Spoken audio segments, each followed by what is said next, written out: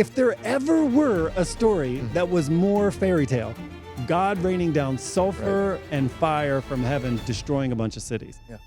Couple of things. In this area, you see destruction like no other, okay? They called them nanodiamonds.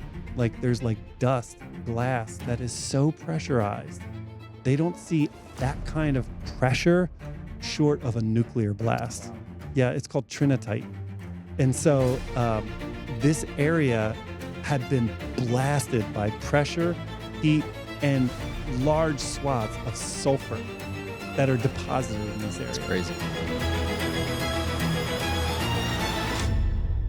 We've got a lot of really good, solid evidence for a lot of the stuff that goes on, or a lot of stuff that's in the Bible. And what's fascinating is, I would say, if you look at the track record of people that fire ammunition at the Bible saying, yeah, well, what about this? And what about this? I mean, if you go back about 100 years or so, people were really lambasting the Bible about how it's a bunch of myth. And really, this was the predominant theme. The predominant theme was that everything in the Old Testament, you know, the Hittites, the Perizzites, the Jebusites, all these ites, there's no archaeological evidence for them.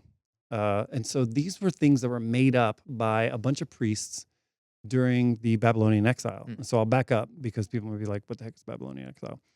Essentially, all that we see in the Bible, from creation, Tower of Babel, tell me if I'm missing anything, flood, Abraham's story, the line, Joseph, you know, all the way through Daniel, whatever, all the way down. Maybe not Daniel, because that would have been later, but all the way through the prophets, stuff like that. All of that writing came when the Jews were taken by Babylon into exile.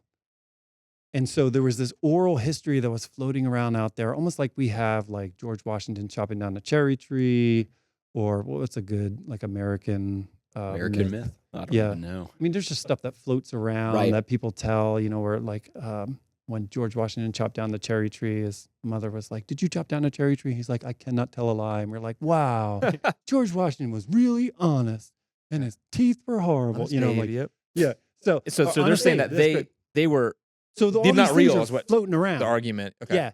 And so when the Jews, for good or for better or for worse, there's a historical event in which the people of Israel were taken over by Babylon to the north. And they were wizards at taking people over, because what they did when they moved into an area, they would take all the leaders and deport them up to Babylon and retrain them, to brainwash them, give them new names, teach them all about their religion, and demoralize them, like change them. And then everybody else, you know, like the truck drivers, the plumbers, whatever, and I'm going to say, but you know, like they weren't like, a truck driver, I know, I'm not saying there's anything wrong. I'm just saying they weren't like the senators, you know, they were the teachers and everybody that stayed behind. They were the ones, they sent a bunch of really pretty women down, and they would marry in with them. And what happens when you marry in with pretty ladies that are from Babylon? The kids get raised in the Babylonian gods. Like Babylon. Yeah. So they were masters at this, of completely changing things. And the Jews knew this. So the Jews that were sent up to Babylon and they were living in captivity, they made a pact with each other. And the theory goes like this, and historically this is true. The Jews got together and they said, we will not be changed. We know this historically because they created something called synagogas, which is synagogue. That's where synagogue started. And synagogas just means assembly. It means a starting point where we get together. We're going to recite our legends, our lores. We're going to talk about our God. We're going to sing our songs. We're going to make sure that we keep, and they called it building a fence around the Torah. That was like their anti-brainwashing method. Yeah. And that's how they did it. So the prevailing theory was that all of this stuff was made up by the priests to give them a sense of national identity in the midst of crisis. Get it? Yeah. Okay. Meaning there had been nothing written. None of the Old Testament had been written prior to this time. This is the idea. Right. Yeah. So that's where all of the stuff gets written down, and that's where we find, you know, like, oh, okay, well then Genesis really wasn't written by Moses, it was written by some priest, or that it was assembled together in pieces, you know, there was like a priestly version of it, and then there's a Yahwist version of it, and there's all these, an Elohist version, and all these different things are pieced together. Which would mean it didn't really happen. Yeah. And there's no evidence to prove it happened. It was just made up. Yeah. And so basically we're looking at this years later, basing our lives off of it, and people are laughing at us like, dude, it's myth. Come on, it's myth making. It's how they survived. So the problem with that, though, is that this was a predominant theory, like in Mm. 1920s, 1910s, whatever. Problem is, archaeologically, we started to find this stuff. Mm. We found Hittite, Jebusite, Perizzite. We found these people groups.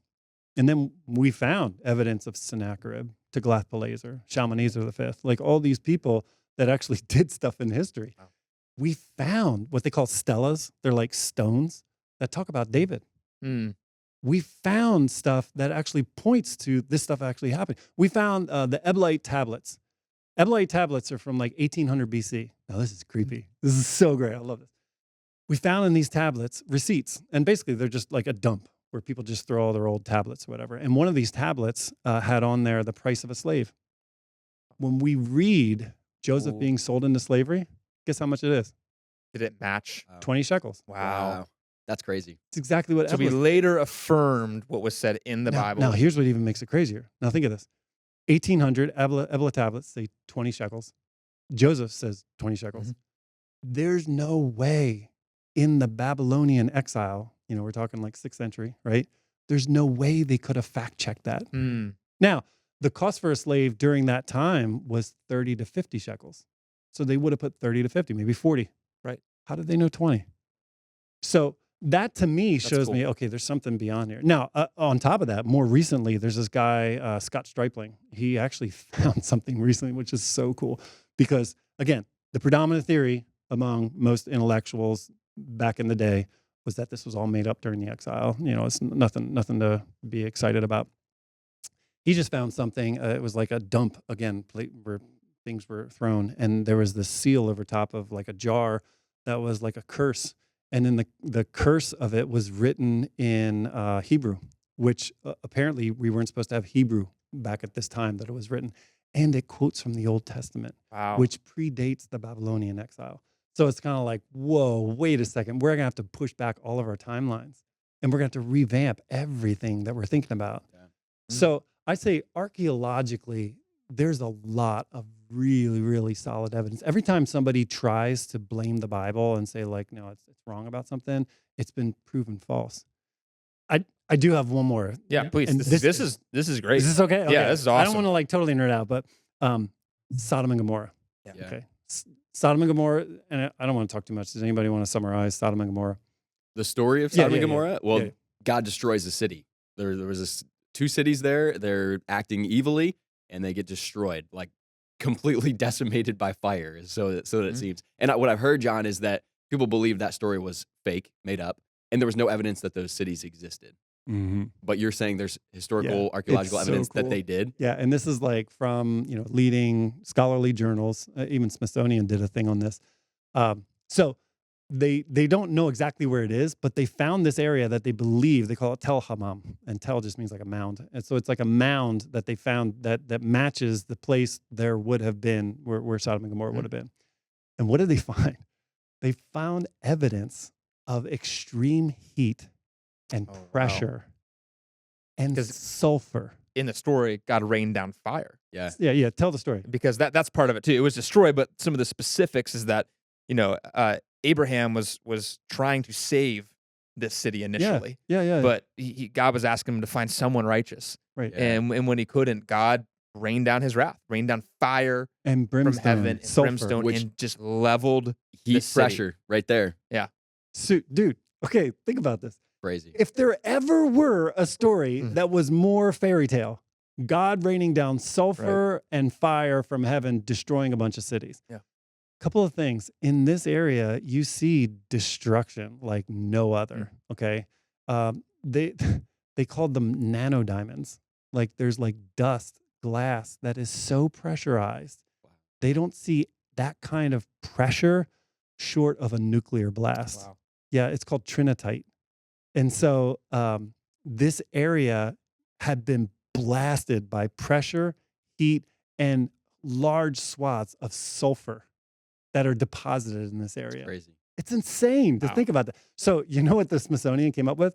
They reported on what the scholars had theorized, like what could possibly have happened in this place. And their theory is that a large meteor came down and didn't hit because there's no impact point. There's nowhere that a meteor would have made like a depression. Craters, yeah, nothing? there's Wow. nothing there. So they believe that a meteor came out of the sky and like, this is where it is, came right over top of it and burst apart before hitting the ground. Wow. Yeah. So, okay. That's more believable. No. I'll say, I'm totally okay with that. Yeah, that's possible. Yeah, you're saying that, okay, there's no way that God rained down fire and sulfur from heaven, but a meteor came and exploded over top of this one area that the Bible says fire and sulfur rained down from heaven. Yeah. I'm okay with that. So maybe that's exactly how it happened. Maybe God just went meteor, like fire one.